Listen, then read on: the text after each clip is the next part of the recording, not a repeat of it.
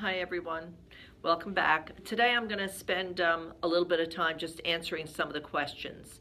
Okay, so I'm going to need my glasses for this because I can't see without them, and I'm just going to go over a few letters that came in, a few emails that came in. This came in from Melanie, and she wanted to know if her baby misses her. She lost her baby. She said when the baby was 6 months old, the baby passed away. I'm so sorry for your loss, Melanie. Um, and she wants to know if her baby misses her. And like I said earlier, I have to, above all else, be true to spirit, and I have to say to you, no, Melanie, your baby does not miss you, because your baby has the ability to be with you whenever you think of the baby. I'm not sure if it was a male or a female because you didn't state that, but that baby has the ability, if you think about this baby, or if you mention the baby's name, whatever, this baby has the ability to pull their energy in and be with you as often as you need the baby to be with you. Okay, once we pass from the physical body into full spirit, it's like a light bulb goes off, and we understand that our journey here was done. We're perfectly happy and content where we are, because we are returning to our true home, and where there's only peace and love, and with other loved ones who share the other side with them. So certainly loved ones who have also passed that were connected with you, Melanie, that are connected with this baby, spend time with your baby as well, and I'm sure enjoy this baby very much. So please, try to put your heart at ease to understand that your baby doesn't miss you, because the baby is with you as often as you need the baby to be with you. Okay, so again, I'm so sorry for your loss, and I hope that answers your question. Okay, the next question that came in from Irene. Is my mother upset that I no longer speak with my father? Okay, so to answer your question truthfully, no, not at all. This is your journey. Maybe the anger is not good for you. I hope that sometime or some way you can find peace within yourself, because very often when we hold on to anger, it hurts us. It really never even hurts the person that we're angry with. It just hurts us and holds us back from the true joy that we are meant to have in life. But no, your mother, where she is, understands that her journey here was done.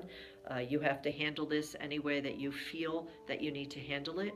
Her energy pulls in whenever you need her energy to pull in to be with you. When you think of her, whisper her name, look at a picture of her. Certainly her energy pulls in. But no, any emotions that you feel, any suffering that you feel, she will pull in with the ability to have healing modalities, which brings peace in when our loved ones join us from spirit.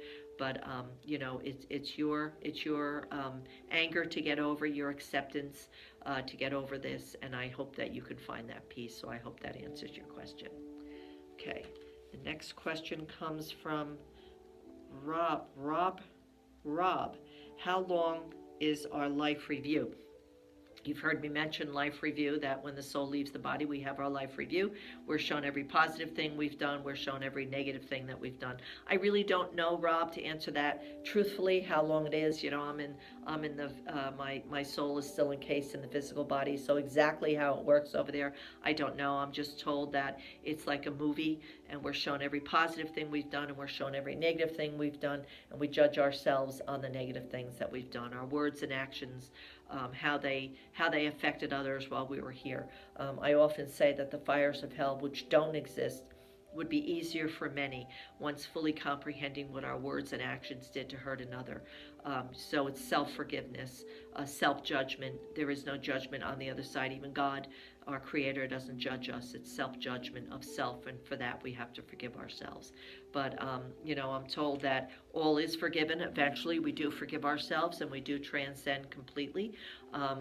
We are, there is no holding place where we go. We're not held back by our sins in the sense that, we're punished long term for our sins. Our God is an all forgiving God. We have to forgive ourselves for what we allowed. Again, it's the choices we make. It's all choices we make in the physical sense. And that's the judgment we have to forgive ourselves for on the other side. Okay? So I hope that answers your question. So the life review eventually does forgive all.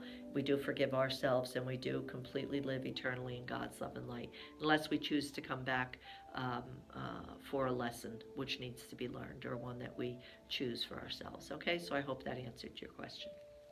How do you know that animals have souls? Okay, because you know, in the Catholic faith we're taught that animals don't have souls, and of course I don't believe that at all, because I'm told by Spirit, and I believe Spirit above anyone else, God and Spirit.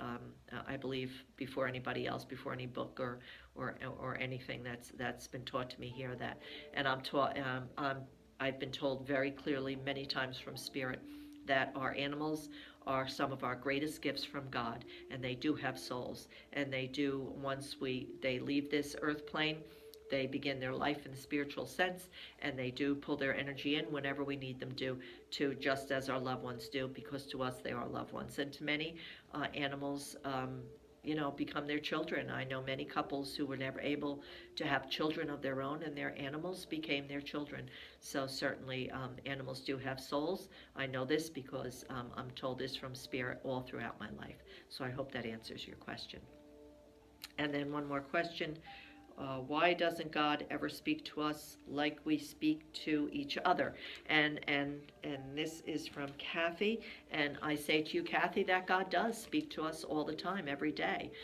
You know, if we learn to quiet that left brain down, you know, God speaks to us all the time, not only in words and in thought, but by example, by sending people into our lives just at the right time. You know, very often a very sad individual is brought into our lives just to make us more aware of what the trials that could be worse in our lives. You know, very often I say, as I went through the illness with Billy, I shared with many of you that my son was born. Our son, Ralph's and my son, was born with a very rare type of congenital heart disease.